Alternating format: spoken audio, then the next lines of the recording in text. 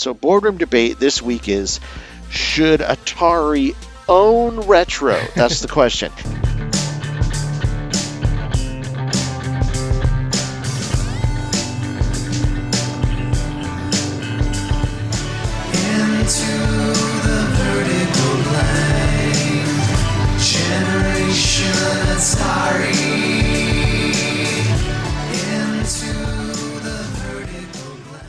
Steve, what are we doing here today? We are in the Overscan, number 3. Week number 3 in a row. Can you believe it?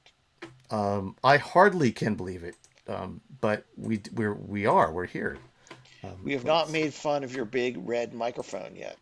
We are in the weekly Overscan number 3. Welcome to the boardroom. I just repeated everything again, but that's what we needed. That's fine. That's what I needed. Okay, so let's go quickly. Let's start this. Atari news. Atari news in the boardroom. In the boardroom. So, okay.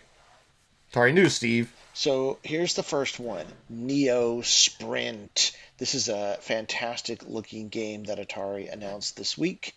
This is a modern version of Atari's long-running sprint games, which are sort of overhead racing games that literally go all the way back to 1974. Right. It's like the second game that Atari really made. Like the right. second second real game. They made Space Race in between. I meant the second game that anyone remembers. No one remembers Space Race because it's not really a great game. But Space Race is, by the way, a lot like Freeway by Activision. It's almost the same game where you can only move up and down, except instead of instead of rows of cars, it has an asteroid you need to, or more asteroids. I don't know. I've never played it. But this is an isometric sprint game. Why don't we show the video now?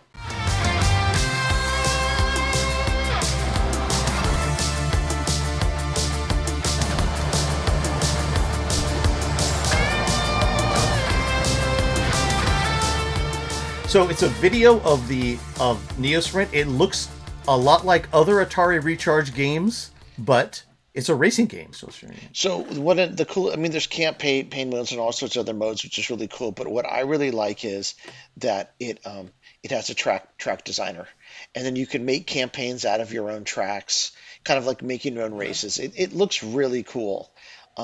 This is kind of Atari's Excitebike, I guess, if you think about it. But it's for up to 8 players playing at the same time. Wait, so one thing, there was a great Sprint and Super Sprint came out on the ST, and there were very good versions of that. Okay, oh, yeah. I mean, so you see a few of the Sprint games here. I'll read them off. Right. 74, Grand Track 10, which is really a one-player racing game.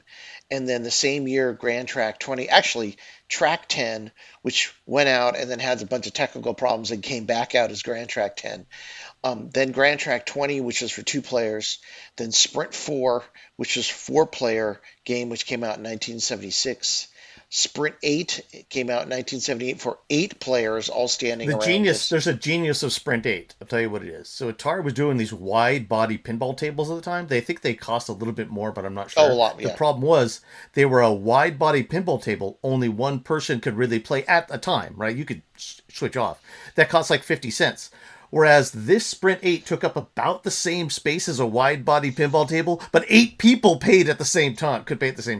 Yeah. So it was you made a lot more money. It's like a coup.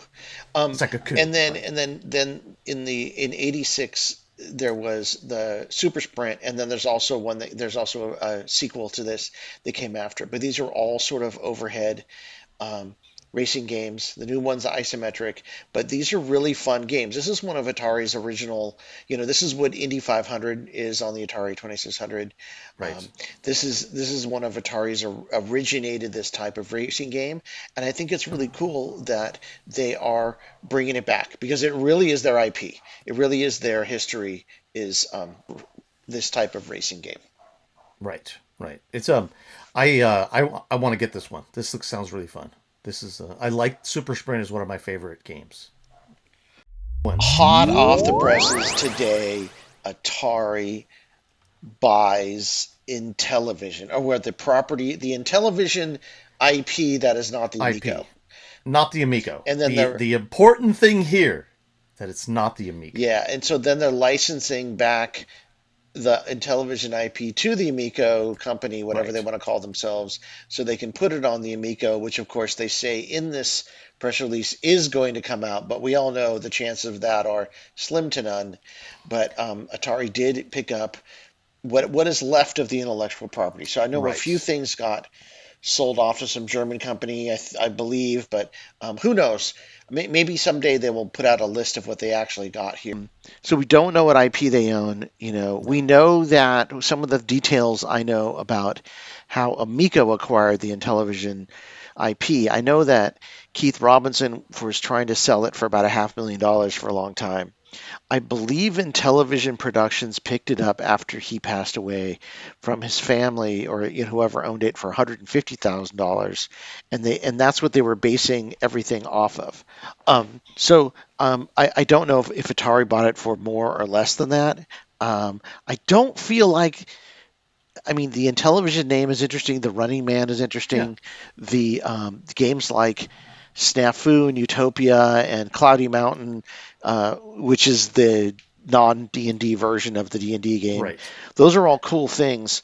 That scrolling asteroids like game is really cool too, where you're not a spaceship, you're a spaceman flying, and some things you can shoot and some things you can't. It's very much the Intellivision cerebral version of the Atari joystick finger breakers. I like that one a lot. There's a lot of games where they added, I'm not going to say intelligence, but they try to add like something extra to this more expensive console to the game. There's not just a bunch of it's just all some games that were all shooting. They added something extra to. But it's very surprising to see that Atari has bought the Intellivision IP, and it'll be really cool to see what happens next. AtariAge.com. Okay. All right, so Jeff, I what did you trolled do through here? Atari Age. Okay, so I went to I was looking for something interesting, new that I hadn't seen before, and there's a guy there named Ben Larson in the 7800 forum who is creating a racing game, an overhead racing game that looks so much like he didn't so much like the Flash racing game that I created for our book. Uh-huh. It actually uses some of the same. The cars look exactly the same. Anyway, it is an overhead game. It's called superproracers, and it's one of the 700 games that I am looking forward to. It's right now. He says, "This is Ben." He said, posted on May 13th. I've been holding out on you guys. I've been secretly working on a racing game, my first 7800 game. It's an overhead racing game done in 320B mode with a minimalist graphical look, more or less necessitated by 320B, which Yeah. has fewer colors per scan line. Yeah, Or per sprite. sprite, yeah. You can do a full one-player versus computer or split-screen head-to-head two-player mode. There's 3 cars total in each race, so in one-player mode there'll be 2 CPU opponents and 2 other, and in two-player mode 1. And it's an overhead scrolling racing game. There's nothing like it on 7800. There's actually, it reminds me a little bit of Supercars for the Atari ST or the Amiga. Superbug. What about Superbug? Oh, and Superbug 4 from Atari. Yeah. Yes. The cars even look a little like Superbug. But Superbug only drove one car. It was a driving game, not a racing game. Like you never raced in the version Superbug I played. Anyway, that's my current one. That's my current the Atari Age post, and I thought that was the most interesting one to me this week. Very cool. Excitement of the week. All right. Oh, I have another one right here. What is your excitement of the week, Jeff? Okay, so I wanted to talk a little bit about Atari 8-bit VBXE. VBXE is an add-on board that piggybacks into the Antic socket on an XE machine only. It provides RGB out and up to 1024 colors on the screen from a 21-bit palette at the same time. Wow. So these are the modes that it gives you. 320 by 240 with 1024 colors, 640 by 480i, so it's really 640 by, was it Interlaced. 40 interlaced with 64 colors and 80 column text modes and a bunch of other stuff. So what this allows people is to make games for the 8-bit, the Atari 8-bit, that look like Amiga games or whatever, basically. Atari ST or Amiga are better because all these colors on the screen at once. So this is Missile Command Arcade was the example one that I played. It's and it's by Anschutz, Weisberger, and Anschutz.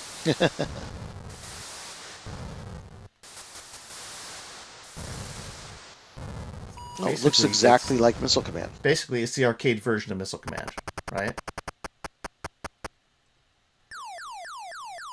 So they're probably not doing it in BASIC anymore. They're probably doing no. This is an language. assembly language game.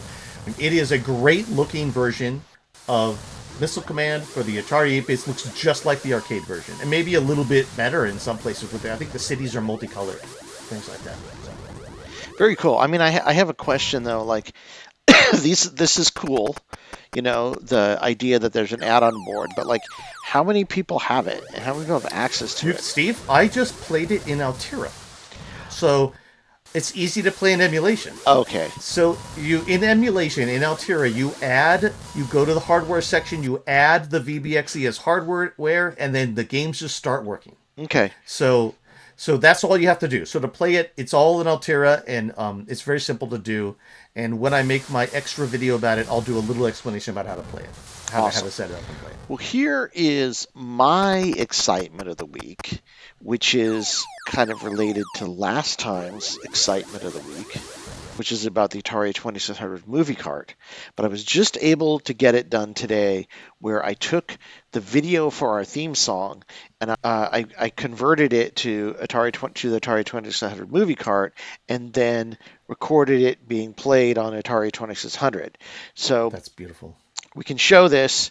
The audio people, you got to go to the video. Obviously, got to go to YouTube too. They'll hear some of the audio to see. Right, here is our intro video for Into the Vertical Blank, playing directly on the Atari 2600 through the Atari 2600 movie cart.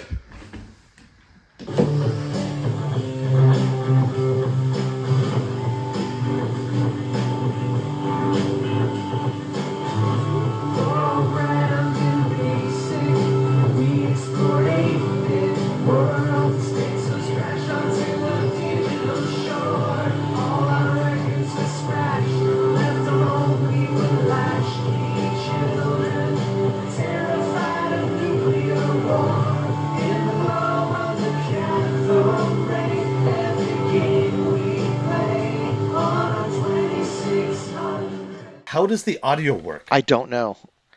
How much does it store in on this cartridge? It's a 4 gigabyte SD card. Okay. Got it. So it can actually takes a pretty good video and it streams it through the 2600 to your TV. That's pretty awesome. I feel like it's like a demo machine. You know how the guys make the demos and basically they're streaming, they're streaming like video and stuff to make like really cool demos. I think it's very similar to that concept. Whatever it is, and I think that sounds right. I think it's awesome. Yeah, whatever the tech is, this is just cool. The 2600 is playing our video. We talked about it last week. I feel like it's useless, but like useless in a way that it's amazing at the same time, right? And that's what's so cool about it is it doesn't really have like there's no reason why you'd want to do this except like. I mean, if you had a table at a retro convention and you had your video play, like this is why I did. I'm like, oh, we've got our video playing here at the imaginary Into the Vertical Blank table at the retro convention, and it's playing on a CRT from the Atari 2600. Wouldn't that be awesome? Right? Yes. It's in a way like having an Atari Video Music there that kind of in a similar vein, like something so cool but so like not useful that it shows that it's just pure fun. That's what I mean. It's cool, not useful, but awesome. Pure fun. Cool and awesome. Yeah. Okay. So I guess in that way it is useful. Our videos. All right. So I don't think they're. So all I wanted to talk about in this video is last week I talked about the Zone Warrior versus Amiga. I actually put that video up, and I wanted to just talk a little bit about what the new section of the site. So we have a new section for Overscan extras, and that new section is where we're going to put extra video that goes along with these overscans. So that playlist will have all of these videos, the videos we talked about, it won't have the videos of other people's stuff. It comes from, if the video comes from their site. So we're not going to copy anything with our videos about it or our extra video we create for these. The example up was Zone Warrior, and and for this video in 2 days, I'll be putting up the missile command video about how to do the VBXE and how to play VBX games in Altera and how to play Missile Command Plus or Missile Command Arcade. Very cool. Let's see. Feedback. Atari Crypt's feedback on Zone Warrior. Oh, actually, on the video, on the top 50 Atari ST run and gun horizontal shooter video that I created. That video, Atari Crypt talked about, and that one had a game in it called Ball, and he said, Atari Crypt, Ball sucks in my humble opinion. Slice Spy has potential. I enjoyed that. By the way, Zone Warrior, LOL, great video compilation. And I love Atari Crypt. He's a cool dude. His name's Steve also. There's a lot of Steves out there. Yeah, too many. In Atari land. Yes. No, just enough.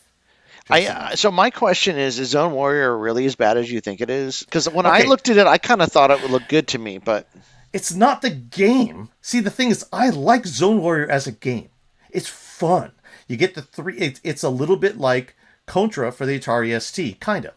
It's the year it came out, and the ST getting a crap Amiga port was just the example. That's all. Zone Warrior, in my countdown, it's number 25 of the top 50 run and gun games on the ST. So it's not a bad game. But it kind of, when you say crap ST port, it makes it seem like it's not used for anything, and it is. But see, that's the thing. If it came from the ST and went to the Amiga, they would have called it a crap ST port of a decent game. Right. See, it's decent, right? It's fun. It's a fun game. It's number 25 on the countdown of the top 50. It's not, there were bad, I have 75 games to put in the top 50 countdown. So it's better than 50 of them. Okay. Anyway, but yes, crap SE port, maybe I was using that as being a little inflammatory on purpose. That's all. Okay. Anyway. Okay, so here is the other feedback I got. An email from Laurent Paulin. He's a French dude. He said, hey, what made our favorite machine so great? And he went on to send me a link to his video. It's in French about the Atari 8-bit. And he goes through all these great games on the Atari 8-bit and how they're made. And the video's in French, but you could turn on subtitles. And so I did. And this is what I got out of it. I'm not going to play it here because people should go see it. But the video is in French. It translates easily into...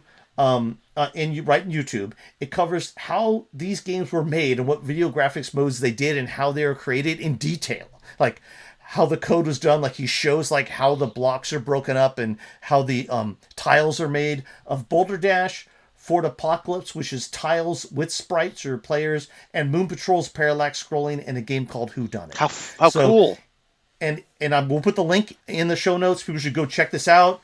It's in French, but easily translated. And like I said, so this is a really cool, thank you, Laurent, for sending that email. It's a great video. Creator Spotlight. So who do you think it's going to be this time, Jeff? What creator are we going to spotlight this week? FERG! Yes. And his Dragonstomper song. So who is FERG? FERG is Robert Ferguson. Robert Ferguson, who does the long-running Atari 2600 game-by-game podcast. Ferg came back this week, I think, after 3 or 4 months, because he's been having some trouble getting podcasts done. You know, it's understandable, but we're so happy to see Ferg back, and he covered Dragonstomper, which is probably one of if not my favorite, one of my favorite Atari 2600 games, right there in the top 10. The game that we spent Dragonstomper and Raiders of the Lost Ark, we spent the most time on, and we completed them both. Those were the completable Atari 2600 games besides Adventure that I know we completed. Yeah, and we completed both of those along with Adventure, and I mean I'll be honest with you.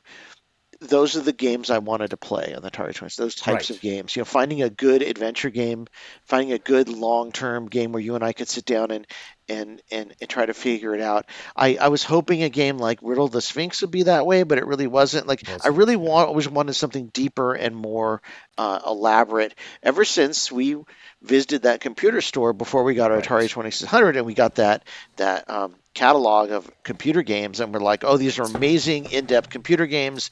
Then we got Atari VCS, and everything, it was fun, but everything was very light. Well, we'd Everything was also played on not. Eric Bart's Apple IIe, Apple Oh yeah, II Plus, and Apple IIe, so we knew what all the games could be. yeah. 2600 disappointed us slightly Well, just in the breadth of the depth of the games, but one of the things that disappointed me about the 2600 was the Activision games. And don't get me wrong, I love Activision games, but every Activision game that we got at the beginning, from Tennis and Laser Blast and Dragster and Freeway, I'll say those are the first set. right, Those first games that we got were had like they had really nice graphics, but they did one thing really well. right, that was it. But in doing that one thing really well, they were not very deep, and I wanted something deep. That didn't come till Pitfall. I actually, I love Tennis though. I think of those, Tennis is the most deep Agreed. in a sense. You could play a full game of Tennis. I surely do. So Ferg goes through he's going through every Atari 2600 game ever made. With his shows are super elaborate. I'm sure anyone who listens to this, not anyone, but many people listening to this may already listen. But just so you know, he goes through in fine detail every Atari 2600 game. He goes through the instructions, the versions, the lore. If there were interviews, he finds like interesting information. He's done a few interviews himself. Talks about the protos of Talks them. about the Yeah, prototypes. He talks about the boxes. He talks about the releases. Everything you need to know. And then he takes more than half his show to play feedback and read feedback messages from the entire community. He'll basically read every single one that it's people send most to him. likely it's the most popular, longest run, not the longest running because the Antic came out first, but Atari related podcast out there. It's the most well liked, the most well loved, and the most popular and the best Atari related podcast that there is. Yeah, so he doesn't have a time limit for his shows. Some are like sprawling 2-hour shows. Some are short, depending on how much feedback he gets from the game, how interesting the game is. But one thing he did in this last one, and he kind of made his own parody song. So it's a cover kind of parody of Liam Lynch's United States of Whatever from, I think, came out in like 2000. And I'm like, whatever. If you click on the audio bit over here, you can hear Fergs now. The last one we did, we got a copyright strike on the Right. video, so I You got to don't keep know. it to like 5 seconds Yeah, or 10 seconds or but whatever. go ahead and play Fergs, and then we can see how much of it we can play. Well, you can play it, but his song is his vocal performance is fantastic in this thing. In the song, it's utterly fantastic. So if you can't hear it here, you should go listen to the podcast and hear it. Just another day in the life of the Dragon Stomper. I went down to the church and saw a monkey. She was all like, oh no, a monkey. And I'm like, Dragon Stomper. Okay, we are at the boardroom debate, Steve. The boardroom debate. Maybe we need like a little jingle for each one of these like sections, Think of something. so that like people who are listening on audio can get the audio, like, oh, audio cue. Now they're to Well, Atari Age News. I don't know. there is there in the podcast version on Spotify, and of course in the video, you can select what chapter you want. Between each one, we could put in a jingle, but I don't know if you want to put in like boardroom debate da, da, da, da, da, or something like I that. don't know. We didn't jingle. Okay, but here's what's funny about this one. So boardroom debate this week is, should Atari own retro? That's the question. Now I made this up after the first boardroom debate in week 1, and I was kind of trying to come up with boardroom debates. And this was long before Atari decided they were going to buy or announced they were going to buy Intellivision today. But part of it is the boardroom debate is, I have here pictures of Midway Arcade Treasures, which are all the Midway games that Right. Midway um, owns, that Midway, that Atari Games had, that Midway bought, that now Warner Brothers owns. Activision Anthology, Intellivision Lives, the ColecoVision Flashback. I'm sure there's other Vectrex, someone mentioned Oh today wow. too. Right. But the idea is, should Atari own retro the way Well, that they've been going? And I think after today's purchase of Intellivision, it's almost like the answer is yes. well, should Atari own Golden Age retro? Okay, that's what I mean. Golden Age retro. Right. Right. So Yes. Yes.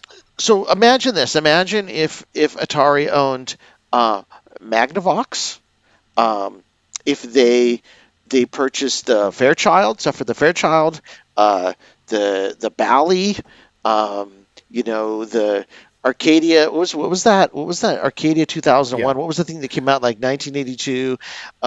What if they owned, and what if they went and bought some of the software for, or the British computer consoles, or not consoles, the computers.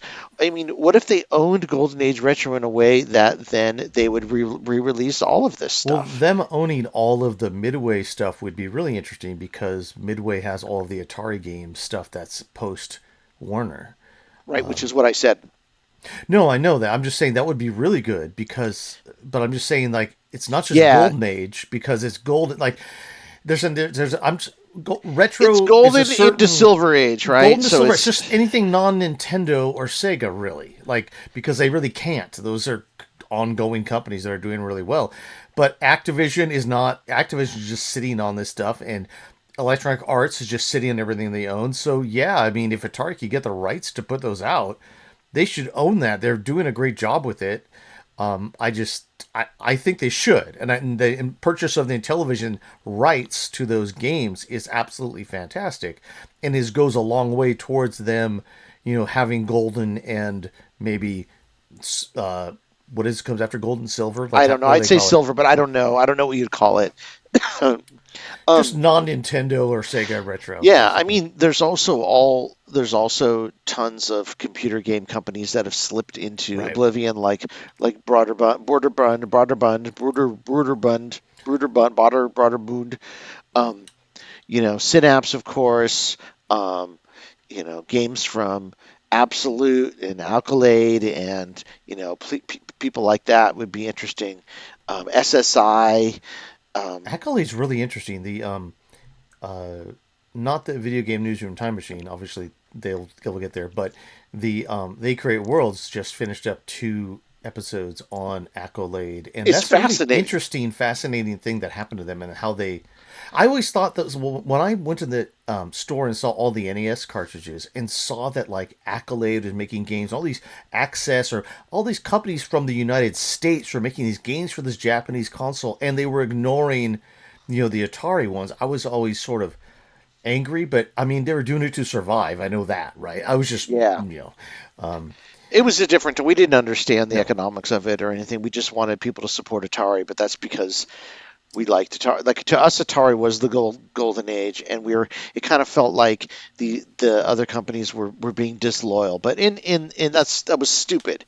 They were right. just doing what they needed to survive. But Yeah. so I guess the answer is a given. We believe that Atari should own Golden Age Retro, and they should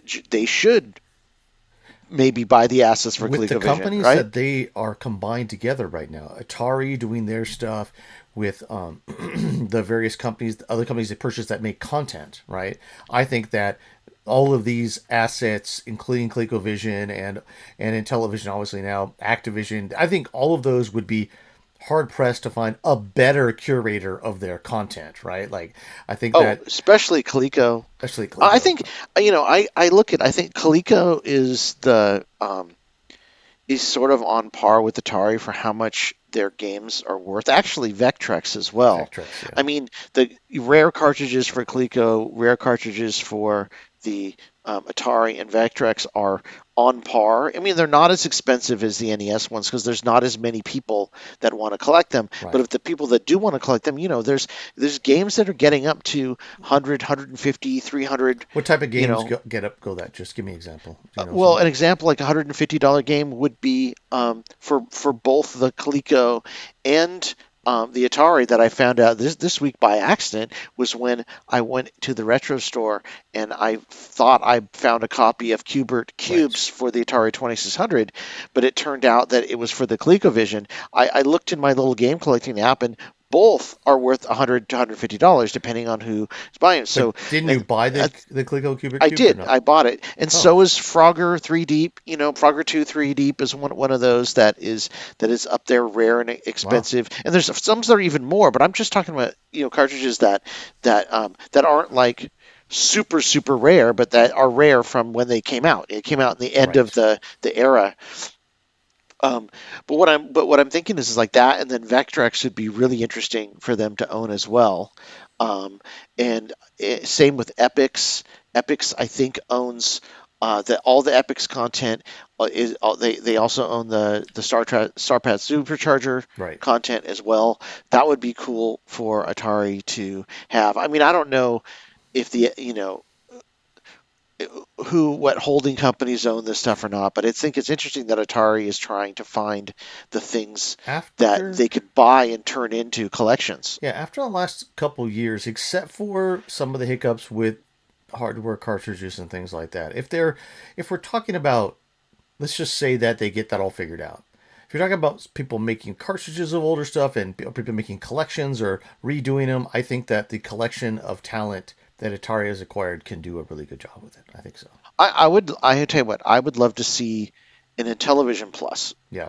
with that comes with the cartridge with 10 Intellivision games and then allows you to play Intellivision cartridges new and old, and maybe they can get their cartridge pipeline going where they can actually build some new carts or build the carts from people. There's a very healthy homebrew community for the Right. Intellivision. Well, There's a very ColecoVision, healthy homebrew community for the Coleco. ColecoVision Yeah. too, and for Vectrex. Yeah, I think that the only scary thing that I would think about those systems would be there are just like with Atari, VCS and 700, there are a lot of great arcade ports that have come out for those I don't know if they're licensed. Let's say the unlicensed ones. Those guys would be SOL because Atari can't really put those out. I Right. think at the same time, the ColecoVision is difficult because the ColecoVision is mostly licensed games. Right. It's mostly From licensed games. licenses, Atari would have to buy. They do own Frenzy, so they could Right. release that for sure, right? You They know do own what? some of the games that came out from That's a good point, though. Atari Soft. So They do own some of the Atari Soft games. So so how about ColecoVision and Intellivision versions of the IP that Atari owns if they're going to do those too? So say ColecoVision never got an official version of Berserk. Well, someone make a Z80 version of it, right? Or someone make a 10-bit Intellivision. I think the Intellivision was 16 or 10-bit or whatever it was, right? But I mean, it would be cool to see those if they could get some other ones that are actual IP and then make sort of turn IP they own into games for those too. That'd be kind of cool. the other thing they could do, which I think is interesting, is make a Retron 5 that accepts Atari and Television, Coleco, etc. Yes. carts, um, and maybe even Magnavox, which still think is interesting.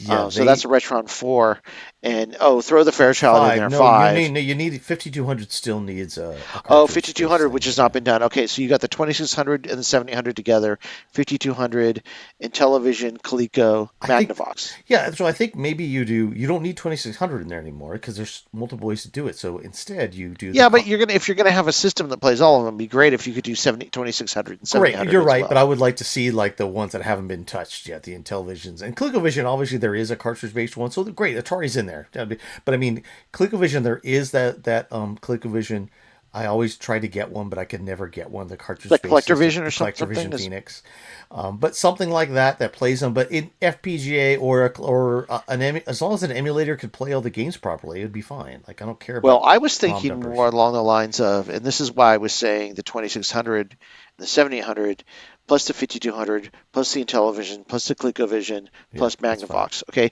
the That's reason six. why I say that is the box would also be the next generation Atari VCS, so Yes, I it see what would you're play saying. cartridges, but would also be able to run the VCS software. Download emulators. I've downloaded Yeah, down emulated games and and other so you ones. get the best of all the world. Like to me, ultimately, I mean, at least for the Atari Yeah, platforms, I'd like to see them do an Atari VCS that supports JAG, Lynx, 5200, with the 2600, 7800, and is the VCS at the same time. with the way that the hardware prices for the mini PCs and sort of these smaller machines has gone down.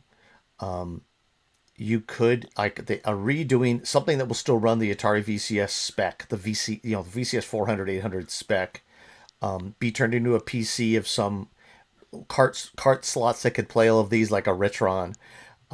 If the new VCS was able to do something like that, and then obviously extender cartridges or whatever, so you could play other platforms or make another one, that would be like where Atari should go. Like I think that what you're saying, the VCS with the cartridge slots, yes, Yes, that's what I'm that saying. owns that owns Golden Era Retro right there. Right, and then they could sell a bunch of controllers because the controllers are going to be different. Make Sell them all controllers, Bluetooth sell carts. controllers. The Yeah, current make them Retron 5 comes with sort of a lame controller, but I still use it. That kind of can be used for all games, but then you can plug in your own controllers that you get from other sources too. right. I would want them to do some Bluetooth recreations of the Intellivision controller, Oh, the that'd be great. the ColecoVision one, which is interesting. Um, but I do think maybe it's our pipe dream that Atari could own Golden Age Okay, but Retro. guess But I what? We think had they're in pipe the dreams position now. before.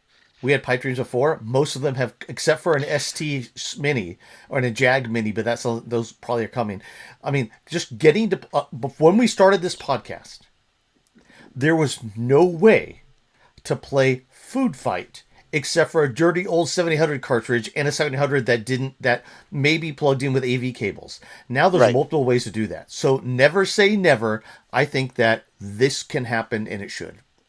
Well, I mean, we've speculated on some of these things for a long time. We recorded an entire podcast about some of our speculations that we never released. Maybe we'll do that as part of one of Well, these how about one of time these? machine boardroom How debates. about we'll go back and just talk about a couple of them, and every Yeah, once in a while, and we I can maybe next time or one of the times we'll add a time machine segment. How about that? yeah, maybe we can go back and re-talk about that specific thing I'm referring to, the VGS 8200 that we came up with about 20 years ago that we Okay, so thought would be awesome. I was going to ask you, Steve. So, two percentages from you. The percentage chance you think Atari can do this, and the percentage chance you think they will do this, and that the will doing this means creating the multi-system VCS that accepts a cartridge of a bunch of types. Or just start buying these. I think okay, the chance that they can um, like buy some of these other sets of IP. I think Midway and Activision and Electronic Arts are going to be harder, but some of the Right. other ones like Magnavox and maybe even Fairchild or some of those other ones actually could be much easier. Yeah. Um, I think that having a collection of Golden Age games, Activision, which also I think they also own a Magic and They Midway don't own a outstanding. Magic. Even Oh, they they don't own don't. a Magic. No, that was just a Oh, that's license right. deal. That was just a license deal. That's right. The guy who made it owned it. Um, that's right. I forgot about that. I think there's a 99% chance that they Yes. will buy more companies and do more of this. I think to create the cartridge console that we described, that would be the actual ultimate, with Atari VCS, because I really think the VCS is an interesting Right. idea. If they added the cartridge slots, I would actually buy. I think it would be a no-brainer sell to me. The reason the VCS the reason the VCS has to be there is because you need an Atari owned system to play the reimagined games. You Right. can't rely on there always being Steam, right? And so they have to have their own ecosystem to do it. Games could be the same, but they have to have their own place to play. I mean, I would say release them on SD cards and make them their own. sort of cartridge system for the new games, but they could do that too.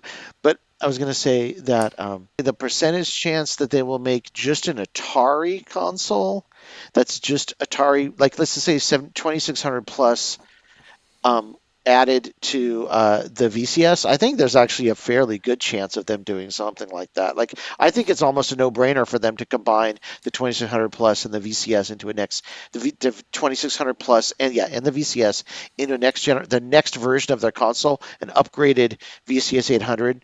Yeah. I think there's a really good chance something like that might happen, maybe 80%. I think the chance of them making a multi-cart console with all the Atari carts, I think there's probably a 25% chance. I think there's a really good chance they'll make a Jaguar console that accept carts. I think there's a really good chance, maybe 60 or 70%. I think there's a 60 or 70% chance they'll make a Lynx console, but they'll have to license their games back for it. Maybe a Lynx Jag combo console is interesting as well. Yeah. I think the chance that they'll make a multi-system console is really, really low, like 5%. That's that they don't own. That they don't own. Yeah. Well, no, of the ones they own. So they buy the Intellivision, even if they buy Coleco, then make it a multi-system console. I still think they'll keep it. They'll keep the barriers up between them. The Chinese. Although I think it'd be fun. Sure. The one thing I would like to see them do if they buy these, no matter what they do in the future when it comes to creating these packs and these cartridges and the 400 minis and stuff like that, is I want them to once that hardware's out, I want them to have a platform where you can buy that software in an emulated form and in the same experience on the VCS. So, and that's just a little bit aside, because say Atari 400 Mini comes out, they sell, 50,000 of them, no more are made, but that software to play on the 400 Mini and the 25 games that were included on it, I think they should put that out for the VCS so that you could buy the 400 Mini pack and it just plays there. And you should be able to buy the 10 game cartridge for the 2600 plus. You should buy whatever they do for the Intellivision, and you know what I mean. Like those should be available, because right now it limits, the audience is limited by that hardware, and not everybody. Not that it's just kind of expensive. I think that there would be a good chance when the VCS comes out again as this new platform, that if you can't plug things in, I want to buy that experience. I want to put that experience on my VCS. I think it's fascinating that they kept the VCS going, and there are some loyal people who have a VCS. Yeah, I know. And there's I think the Food Fight game is still exclusive to the VCS, the new Food Fight game. I was at my friend's house and I saw it. It's actually a pretty impressive little game. I don't understand why it hasn't gone to other platforms, but it is interesting. So because they've kept it going, I really think we're going to see a new version, and I really think we're going to see a new version that has a 2600 slot for the 2600 plus. And I also think some of these titles that have been coming out from Digital Eclipse, the museum titles, are going to start coming out for the VCS. I think one of them did, Atari 50 did, but I don't think the other one has yet. I think some of them might have, but we'll have to check on that. But if they haven't, they're probably on the way. So I guess we'll go back. Should Atari own Golden Age Retro, Jeff? Yes. Absolutely. As of today, and the moves they're making, I don't think there's better hands for it to be in than who has it now. I would. Yeah, I'd like to see Mike Mika's team take on whatever. Me too. Okay. Until next time, Steve. Out of the Overscan and into the vertical blank. Into the vertical blank. Into the vertical blank.